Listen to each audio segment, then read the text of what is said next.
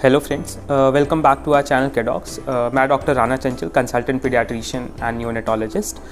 आज इस वीडियो में हम लोग एक बहुत ही इंपॉर्टेंट टॉपिक के बारे में बात करेंगे। वो है कोविड-19 2.0 के बारे में। Prevention is the best cure. तो हमें हैंड हाइजीन का ध्यान रखना है, रेस्पिरेटरी हाइजीन का ध्यान रखना है, सोशल डिस्टेंसिंग करनी है, बच्चों को मास्क पहनाना है। एज़ पेरेंट्स बच्चे हमें बहुत ज़्यादा कॉपी करते हैं, तो हमें अपने आप को डिसिप्लिन बनाना है कोविड को लेके, क्योंकि अगर हम गलत काम करेंगे, हम अगर मास्क नहीं पहनेंगे, हम नीचे मास्क पहनेंगे, तो बच्चे भी वही कॉपी करेंगे। और फिर से ये एक चीज़ मैं बात याद दिला दूँ कि बच्चों को कहीं और से इन्फेक्शन नहीं मिल रहा है, अपने घर के एल्डरलीज और पेरेंट्स से मिल रहा है। तो as parents it is our responsibility for our kids कि हम लोग बहुत केयरफुल रहें, बहुत ध्यान रखें। तो अब चलते हैं इस वीडियो के लिए जो अब मेन है पार्ट कि हम घर पे कैसे ध्यान रखें। फिर से मैं ये डिस्क्लेमर दे रहा हूँ कि ये सिर्फ माइल्ड या एसिम्प्टोमेटिक केसेस के लिए होता है, जिनको हम घर पे ट्रीट कर सकते हैं। अगर बच्चे को कुछ डेंजर साइंस आते हैं, जो कि मैं इस वीडियो के आखिरी में बताऊँगा, तो प्लीज़ अपने हेल्थ अथॉरिटीज़ को, अपने CMO ऑफिस को, अपने डॉक्टर को तुरंत कॉन्टैक्ट करें। बिल्कुल देर नहीं करनी है, बिल्कुल लापरवाही नहीं करनी है। सबसे पहला पॉइंट है रेस्ट। रेस्ट बहुत ज़रूरी है, क्योंकि ऐसे टाइम पे हमारी बॉडी में प्रॉपर एनर्जी होनी चाहिए इस वायरस से फ़ाइट करने के लिए, इस इन्फेक्शन से फ़ाइट करने के लिए। क्योंकि कहीं ना कहीं वायरल इन्फेक्शन को ट्रीट करने के लिए हमारी इम्यूनिटी बहुत इंपॉर्टेंट होती है। रेस्ट से ये मतलब नहीं है कि हम बच्चे को दिन भर बेड पे रखें। रेस्ट से ये मतलब है कि हम प्रॉपर रेस्ट लें, एक्सर्शन वाली चीज़ें नहीं करें। माइल्ड एक्सरसाइज यानी घर के अंदर ही 10 से 15 मिनट की एक्सरसाइज, वॉकिंग, इधर उधर चलना, घर में रोम करना, ये ज़रूर करवाएं। कमरे के अंदर कम से कम 10 से 15 मिनट कंटिन्यूसली, ऐसा दिन में 3 से 4 बार करना बहुत ज़रूरी है। सेकेंड चीज़ रेस्ट के साथ है कि आप डेली योगा या एक्सरसाइजेज़ करें, जिससे रेस्पिरेटरी एक्सरसाइजेज़ होती हैं वो बच्चों को सिखाएं। उससे हमारी जो रेस्पिरेटरी कैपेसिटी है वो बढ़ती है। और थर्ड पॉइंट इस रेस्ट में है कि अपना रूटीन फॉलो करें। टाइमली उठना है, टाइमली सोना है, टाइमली खाना खाना है, डेली 1 से 2 बार बच्चों को नहलाएं, कपड़े डेली बदलें, बेडशीट्स बदलें। इन सब चीज़ों का ध्यान रखना बहुत ज़रूरी है। तो ये था पहला पॉइंट जो रेस्ट और रूटीन में आता है।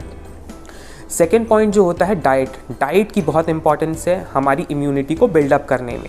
तो डाइट से सिर्फ ये मतलब नहीं है कि हम फ्रूट्स खाते रहें और सिर्फ मल्टीविटामिन्स खाते रहें। डाइट से हमारा पर्पस है कि आपका बैलेंस डाइट होना चाहिए। प्रोटीन, फैट, कार्बोहाइड्रेट का गुड अमाउंट होना चाहिए। सीरियल्स खाएं, बाहर की चीज़ें अभी नहीं खाएं। साथ में फ्रूट्स इंक्लूड करें। सिट्रस फ्रूट्स जो होते हैं, सीजनल फ्रूट्स होते हैं जिसमें विटामिन C ज़्यादा होता है, उनको डाइट में इंक्लूड करें। डाइट के साथ साथ हाइड्रेशन की भी उतनी ही इम्पॉर्टेंस है। अपने आप को हाइड्रेटेड रखें, अपने बच्चों को हाइड्रेटेड रखें। ज़्यादा से ज़्यादा अमाउंट फ्लूइड लेने की कोशिश करें। हल्का गर्म फ्लूइड, जो लूक वार्म फ्लूइड होते हैं, वो बहुत हेल्पफुल होते हैं, गले में भी आराम देंगे और बच्चे के लिए भी अच्छे हैं। तो जैसे सूप्स हुए, लूक वार्म वाटर हुआ, ये सब चीज़ें आप अपने बच्चों को दे सकते हैं। थर्ड पॉइंट होता है विटामिन्स का या सप्लीमेंटेशंस का। तो definitely there is a role. अभी नई स्टडीज़ आ रही हैं, उनमें एक विटामिन C का रोल होता है, क्योंकि विटामिन C एक एंटीऑक्सीडेंट है और ये आपकी इम्यूनिटी को एकदम से बूस्ट करता है। तो जब भी अगर ऐसा RT-PCR पॉजिटिव आता है अपने बच्चों को, तो विटामिन C सप्लीमेंटेशन लें। अपने डॉक्टर से सही डोज पूछें। विटामिन C रिच फ्रूट्स लें।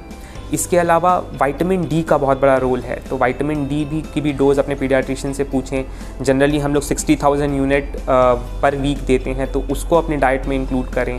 विटामिन D रिच सोर्सेज जैसे मिल्क है, दूध में हमारा ऑलमोस्ट 25%, एक गिलास दूध में आपका विटामिन D का जो अमाउंट रिक्वायर्ड होता है वो कंप्लीट हो जाता है, तो उसको इंक्लूड करें।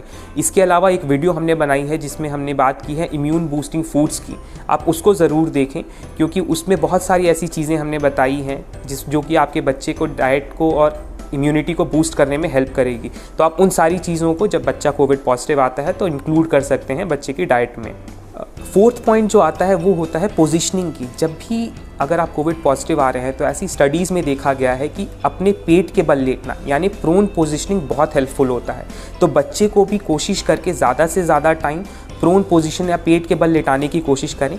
ध्यान क्या क्या रखना है कि 1 साल से छोटे बच्चे पे ये प्रैक्टिस नहीं करें, क्योंकि उनमें सडन इन्फेंट डेथ के होने के चांसेस ज़्यादा हैं, सांस रुकने के चांसेस ज़्यादा हैं। दूसरी चीज़ ये रखना है कि तुरंत खाने के बाद आप उल्टा ना लेटें।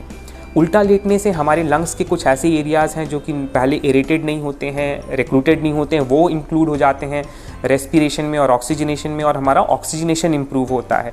तो प्रोन पोजीशनिंग ऐसा स्टडीज़ में देखा गया है कि बहुत हेल्पफुल है इस चीज़ को कॉम्बैट करने में, अगर आप घर में कुछ प्रिकॉशंस या घर में ट्रीट कर रहे हैं। तो prone positioning is very important. Point जो 5th पॉइंट है वो है मूड एलिवेशन।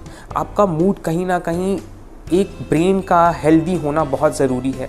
तो सबसे पहले अगर कोई रिपोर्ट पॉजिटिव आती है तो एज़ पेरेंट्स, एज़ बच्चों को पैनिक नहीं होने दें। पैनिक नहीं होना है, समझदारी से काम लेना है। अगर आप खुश रहेंगे, पॉजिटिव मूड पे रहेंगे तो डेफिनेटली आपकी बॉडी अच्छा रिस्पॉन्ड करती है इन्फेक्शन से लड़ने में। तो आपको पॉजिटिव रहना है, ख़राब न्यूज़, नेगेटिव न्यूज़ को अवॉइड करना है और अपने मूड को एलिवेटेड रखना है, खुश रहना है, अच्छे अच्छे सीरियल्स देखने हैं, बातें करनी है अपने दोस्तों से, ताकि आप डिप्रेशन या नेगेटिव मूड में ना रहें। कहीं ना कहीं पॉजिटिव मूड एक बहुत बड़ा इम्पैक्ट डालता है किसी भी पेशेंट के आउटकम में। तो अगर आप होम क्वारंटाइन पे हैं या घर पे इलाज कर रहे हैं तो अपने मूड को अच्छा रखना बहुत ज़रूरी है। 6th पॉइंट जो आता है वो होता है बीटाडिन गार्गल का रोल। तो बीटाडिन गार्गल का रोल बहुत अच्छा है, आपके गले में भी सूट करता है। इसमें कुछ पॉइंट्स ध्यान रखने हैं, अभी हम आपको दिखा देंगे कि बीटाडिन गार्गल कैसे बनाना है। बीटाडिन गार्गल अगर आप कर रहे हैं तो नेचुरल सी बात है, बड़े बच्चे में आप एडवाइस कर सकते हैं, जो बच्चे 5 साल से ऊपर हैं, जो कि गार्गल करने में समर्थ हैं। छोटे बच्चों में नहीं देना है ये चीज़। 5 साल से बड़े बच्चे को हम लोग कहते हैं कि बीटाडिन गार्गल करें। गार्गल कम से कम 1 मिनट का करें, और गार्गल करने के बाद आप 15 से 20 मिनट कुछ खाए पिए ना। इससे ये रहता है कि उसका इफ़ेक्ट ज़्यादा बेटर रहता है। और दिन में कम से कम 2 से 3 बार बीटाडिन गार्गल करना बहुत ज़रूरी है। तो बीटाडिन गार्गल बनाने के लिए सबसे पहले आप बीटाडिन लेंगे, जो भी बीटाडिन का अमाउंट है उसको 1/3 रखना है, और उसमें फिर 1:3 के रेशियो में पानी मिला देना है। तो इससे जो सॉल्यूशन बनेगा, यानी 1:3 मतलब 3 हिस्से पानी के हों, 1 हिस्सा बीटाडिन का हो, तो इससे जो सॉल्यूशन बना ये बीटाडिन गार्गल का होता है, और इसको आप गार्गलिंग के लिए इस्तेमाल करें।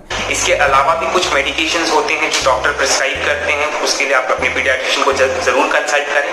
बट एटलीस्ट इन सब बातों का अगर आप ध्यान रखेंगे तो मोस्ट ऑफ दी केसेस जो हैं वो खुद ब खुद घर में ट्रीट हो जाते हैं और बहुत ज़्यादा प्रॉब्लम फेस करने की ज़रूरत नहीं पड़ती है।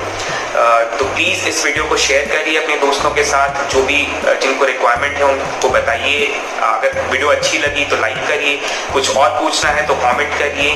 तो अभी के लिए नमस्ते।